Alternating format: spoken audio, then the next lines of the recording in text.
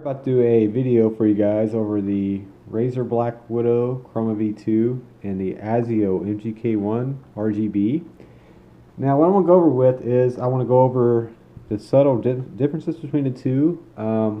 One, this has the Kailh blue switches on it, whereas this has the Razer Greens. I apologize. Now what I want to point out is that the switches are on the Kailh blue is a lot clickier if you listen. And here's the Razer Greens. Now I'm not slamming the keys down like most guys when they do keyboard reviews. They're like slamming on the keys super hard. You don't have to do that. You just press it until it actuates. You don't have to bottom the key out like most guys do when they type. When they type, they're all, you know, you don't want to do that. You just type when it actuates. You know, like this. You don't slam it. You just see. Only us keyboard pros know that secret, know that trick. Okay, and so on from that, so we'll go on to basically other differences. Whereas the Azio MGK1 has all the lighting modes basically integrated into the keyboard. So which means you push the key, or you push the key a couple times, it'll freeze the color to where it's at, and it'll change colors from there. Of course, brightening it and dimming it all works on the same setting. And of course there's other lighting modes too.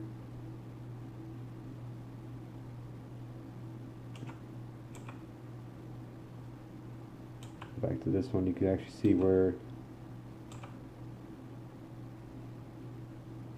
there's some solid colors. And they have of course their reactive mode.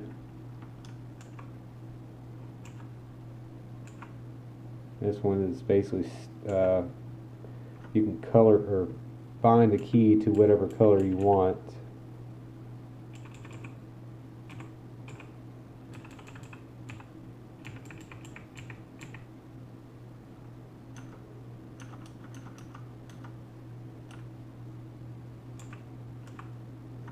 You can see now those are blue, whereas the rest of them are white, except for this one's cyan. It's really hard to tell the way the camera's capturing it, but there's that, and there's, you know, other modes too. Of course, with this one you can actually change which way the directions the lights go via the keyboard as well. So this way, yeah, see, I'm going left, going right, and you can speed it up or slow down the lights.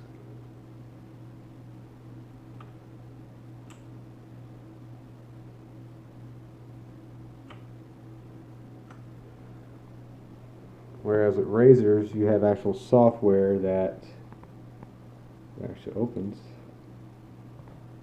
There it is. Where you can actually change the color of the keyboard or the lightings or the lighting effects to whatever you want. Like there's breathing.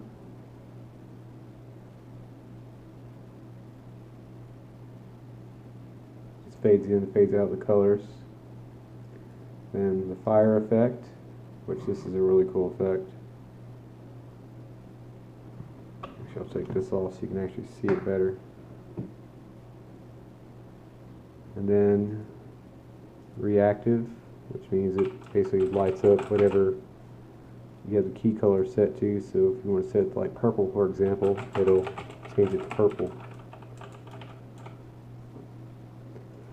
And see spectrum cycling, where it just cycles through each color. Basically the same mode that this one here has.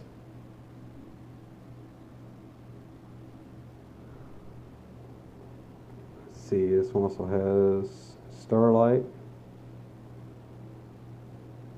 And this is this keyboard Starlight. Let me turn it back on.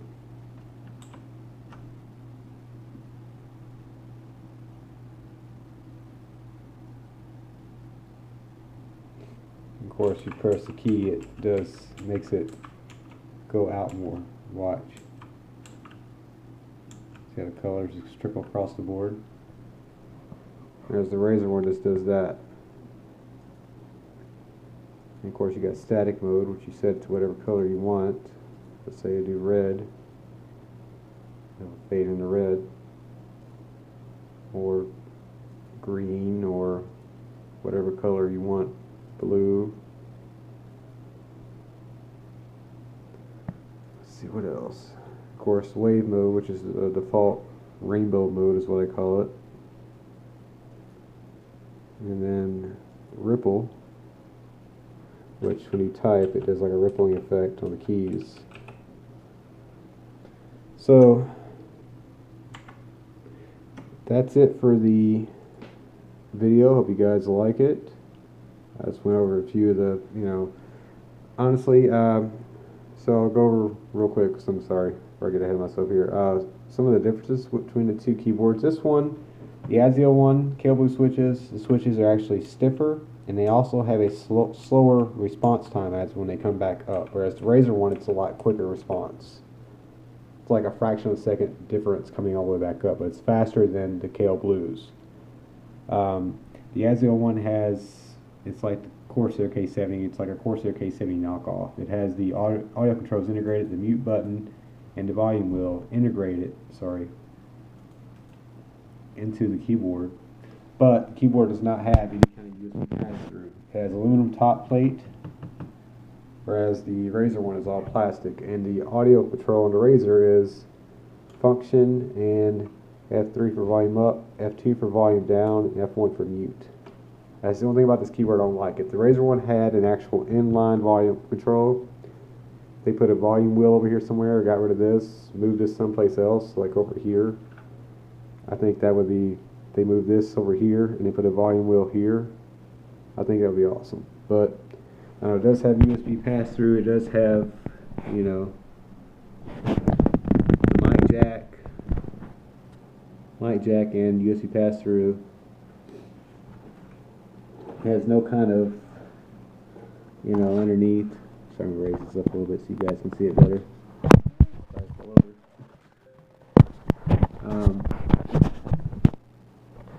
There we go. The Razer one has no kind of like underneath. So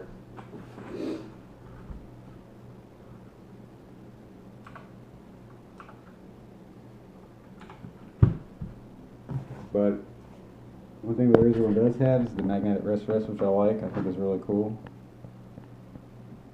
And it just slides on and slides off. It doesn't really stay on. If you move the keyboard, it moves. Whereas the Azio one, it's actually attached to it. You actually got to snap it off. But so yeah. But the Razer one is a little bit brighter. No, the Azio and the Razer are about the same brightness. I'd have to say, for simplicity and cheap, I'd go with the Azio one. But if you want the macro keys, USB pass-through, and a padded wrist, which I love about this keyboard, and the quicker response of the green switches versus the Kailh Blue, the Razer one's definitely the way to go, but it's also twice as expensive. So that's all up to you guys. Anyways, I'm going to end this video here, and I will catch you guys next time. Thanks for checking it out, and if you like what you see, give a thumbs up, subscribe, and later on. Take care, everyone.